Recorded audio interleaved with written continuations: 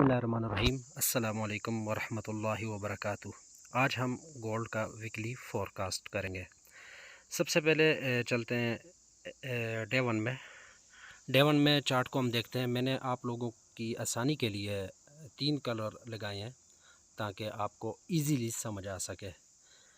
सबसे पहले देखें आप, जो दरमियान में जो ग्रीन कलर है, इसको अगर आप देखें तो ये मार्केट काफ़ी दिन से यहीं पे मूवमेंट कर रही है।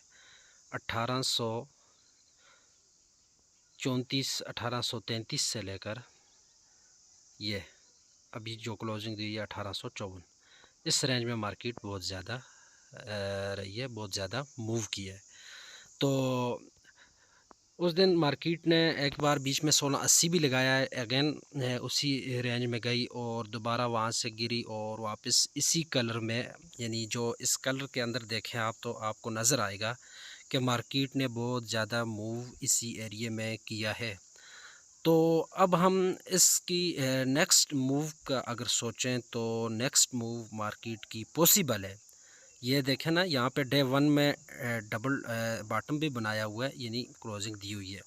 तो नेक्स्ट हम तवक्को कर सकते हैं मंडे को कि मार्केट अगेन यहाँ से, ये देखें 1754 से लेकर अगेन ये 1781 82 83 लगाए और देन फिर डाउन आए 1750 तक। और ये टेक्निकल मूवमेंट भी बनती है और फंडामेंटल देखें तो नेक्स्ट जो बड़ी न्यूज़ आ रही है वो FOMC की है, फेड की रिपोर्ट है। तो उस टाइम हमें देखना होगा कि अगर ये जो मैंने नीचे रेड कलर का वो एरिया दिया हुआ है तो इसमें अगर मार्केट दाखिल हो जाती है और कम से कम आप देखें तो H4 की एक कैंडल या 2 कैंडल इसी के अंदर क्लोजिंग देती है तो फिर मार्केट सेल ही समझें, जब तक के मार्केट 1765 के ऊपर या इस ग्रीन कलर के अंदर H4 की 1-2 कैंडलें क्लोज ना करे तो आप यही समझें कि मार्केट सेली है। और फ़िलहाल तो देखें एक बार इसने ये रेड कलर में स्टे नहीं किया, ग्रीन कलर में ये, तो फ़िलहाल इसका यही एरिया बन रहा है, यानी 1750 से लेकर 1783 तक, और सॉरी 1750 से लेकर 1834 तक। यह एक देखें तो मीडियम रेंज है गोल्ड की। बिल्कुल अगर आप स्मॉल रेंज देखेंगे तो वो सबसे ज़्यादा जो थी 1807-8 से लेकर 1783 थी, और मीडियम टर्म में इसको देखें तो ये आपको 1834 से लेकर 1750 नज़र आएगी। अगर इसमें आप लॉन्ग टर्म की बात करें तो सबसे लो मार्केट का देख लें, वो मार्केट का बनता है 1680। आप इसका देख लें तो वो आप बनता है 1915-16। तो ये लॉन्ग टर्म की बात है। तो अगर मैं लॉन्ग टर्म की बात करूं, कोई ट्रेड लेना चाहते हैं तो उसके लिए बेस्ट जो एरिया होगा वो रेड कलर में मार्केट, इसको मतलब है कि 80 से लेकर 1820 तक इस रेंज में मार्केट नज़र आए, वो बाइंग में आ जाए, यानी बाइंग में आ जाए। लॉट साइज़ इस हिसाब से रखे और उसका अकाउंट इतना होना चाहिए कि मार्केट ये रेड कलर को भी ब्रेक 1660 ही नहीं इसका एरिया बनता है, इसको ब्रेक पॉसिबल नहीं है कि ब्रेक करे, यानी यहाँ तक अकाउंट की बर्दाश्त हो तो वो बाइंग इजीली ऊपर से भी कर सकता है।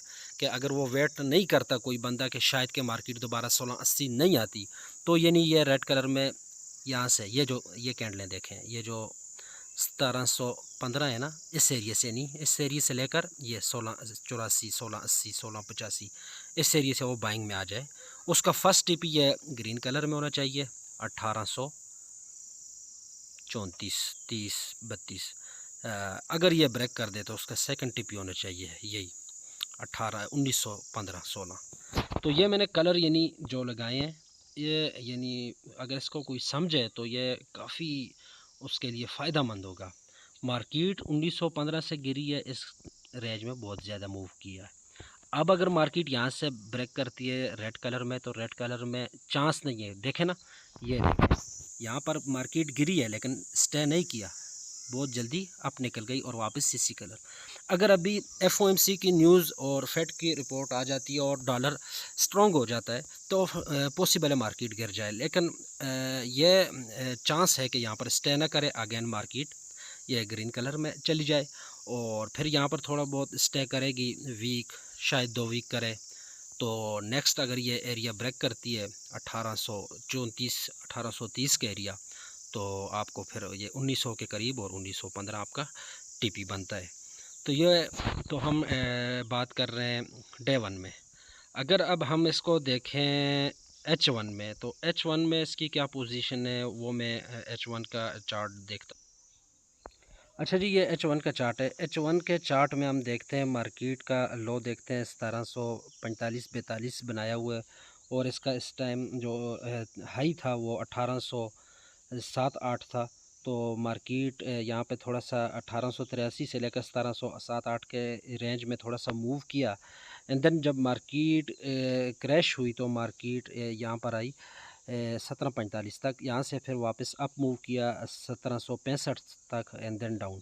लेकिन एक बात नोट करें, 1750 के नीचे मार्केट ने स्टे नहीं किया, ऊपर ही क्लोजिंग दी है H1 H4 डे 1।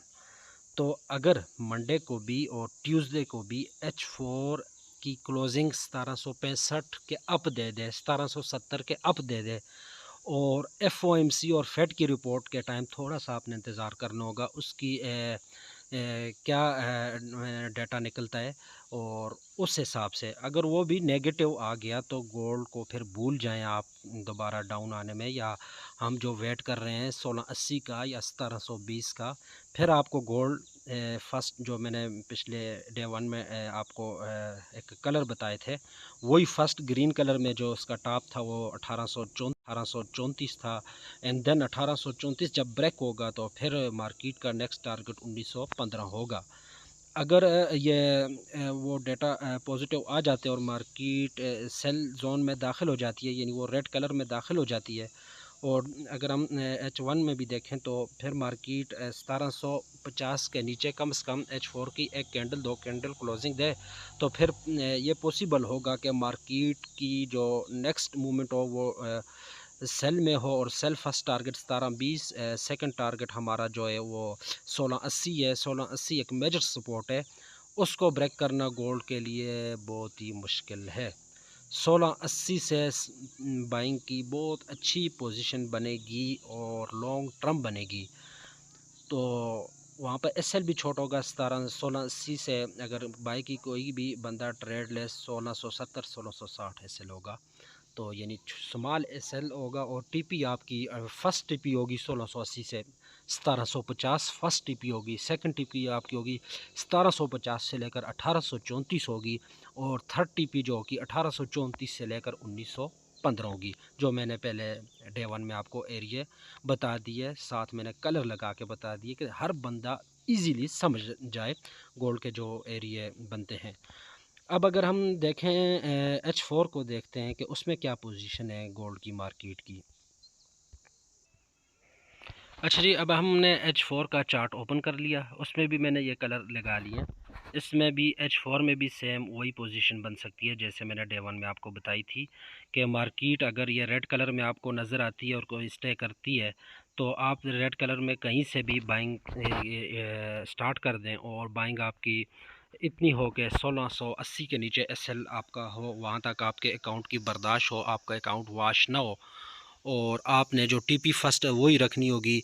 अगर आपको यहाँ पर मार्केट 1680 से लेकर 1700 के दरमियान नज़र आती है, आपकी बाइंग स्टार्ट होगी, और फर्स्ट जो आपका टारगेट होगा वो 1750 होगा, लेकिन 1750 वो इतना वो नहीं है, मजबूत रेजिस्टेंस नहीं है, इसको ब्रेक कर जाएगा इजीली।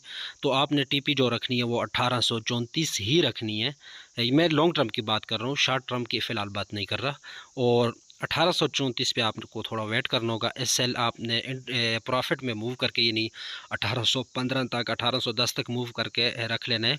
1820 और 1834 30 32 के एरिया में थोड़ा सी मार्केट रिटेस्ट करेगी।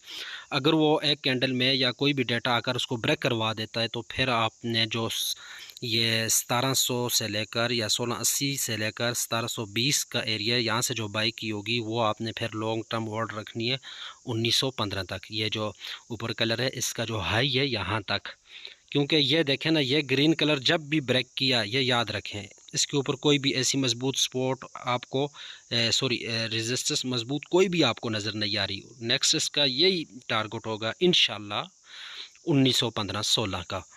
और अगर 1834 से मार्केट रिजेक्शन इसको अच्छी तरह मिल जाती है तो यहाँ पर आपने बाय वाली ट्रेड से प्रॉफिट बुक करके अगेन आपने सेल ले लेनी है, और 1840 यानी स्मॉल एसएल रखकर आपने फिर सेल में बैठने, और सेल आपका वही टारगेट होगा फर्स्ट जो होगा वो ये 1750। यानी इन तीन कलर को अगर आप ज़रा गौर से देखें तो मार्केट ने जो हमें अच्छा एक मौका प्रोवाइड किया हुआ है वो ये ग्रीन कलर के अंदर जो मूवमेंट है वो, यानी 1830-31 से लेकर 1834 से लेकर और नीचे 1750 तक। अब मैं आपको शॉर्ट टर्म की बात करता हूँ। शॉर्ट टर्म में आपने अगर ट्रेड करनी है, अगर हम नीचे का वेट नहीं कर सकते, हो सकता है मार्केट 1750 के नीचे ना आए, 1740 के नीचे ना आए, और हमें बाई के लिए जो हम बैठे हुए हैं 1680 से और 1700 के लिए वेट कर रहे हैं, अगर मार्केट वहाँ पर नज़र ना आए तो फिर आपने जो ये ग्रीन कलर का स्टार्ट है, यानी 1750, 51, 52, 54, जैसे 54 पे अभी मार्केट है तो आप मंडे को देख के और H1 H4 की क्लोजिंग देख के कैंडलों की, तो फिर आप बाई ले सकते हैं।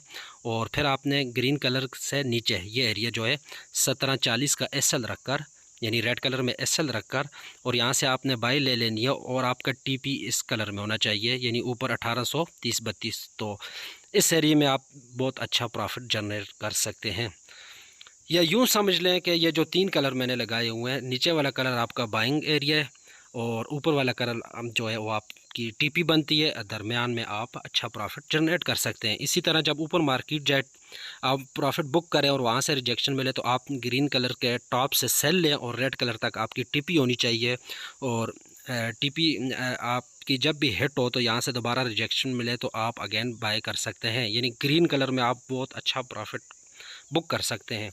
तो उम्मीद है इंशाल्लाह कि आप लोगों को अच्छी तरह समझ आया होगा। कमेंट में अपनी राय का इजहार कीजिएगा। साथ ही मैं आपको एक बात और रिकमेंड करूँगा, नीचे डिस्क्रिप्शन में दिए गए लिंक, अगर उससे आप हमारा जो नंबर 1 ब्रोकर है वो XNS है, जो हम रिकमेंड करते हैं अपने क्लाइंट्स को, अगर उससे आप लिंक से अकाउंट बना के डिपॉजिट करके ट्रेडिंग स्टार्ट करते हैं तो उसके लिए आपको जो बेनिफिट होगा वो ये होगा कि आपको एक तो व्हाट्सएप के ग्रुप में ऐड किया जाएगा, जिसमें आप डिस्कशन सुन सकते हैं डेली बेसिस पे, जो प्रॉपर्ली गाइड किया जाता है वहाँ पर हम, और काफ़ी सारे एक्सपर्ट होते हैं वो आपको अच्छी तरह गाइड करेंगे।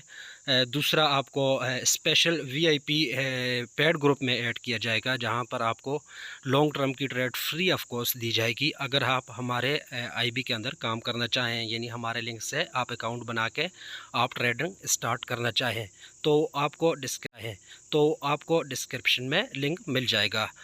इंशाल्लाह मैं कोशिश करूँगा वीकली फ़ोरकास्ट हर वीक आपको वीकली फ़ोरकास्ट करके दूँ। और इंशाल्लाह दूसरी बात यह है कि अभी जो वेडनेसडे को FOMC आनी है, फेड की रिपोर्ट आनी है, उस का आपने ज़रा ध्यान देना है सब दोस्तों ने, क्योंकि अगर वो मार्केट को क्रैश करती है तो काफ़ी ज़्यादा डाउन आ जाती है, उस टाइम आपने SL ज़रूर यूज़ करना है। और अगर मार्केट डाउन आ जाती है तो आपकी जो भी ट्रेड सेल की होगी तो आपने 1680 तक होल्ड रखनी है या 1700 तक। 1680 और 1700 से आपने बाइंग में आ जाना है, और फिर वही जो मैंने एरियाज़ आपको बताए हैं पॉसिबल है कि मार्केट उसी तरह मूवमेंट करे। इंशाल्लाह नेक्स्ट वीक मुलाकात होगी। आपने कमेंट में अपनी कीमती राय का इजहार भी करना है और दुआओं में याद भी रखना है। अल्लाह हाफिज़।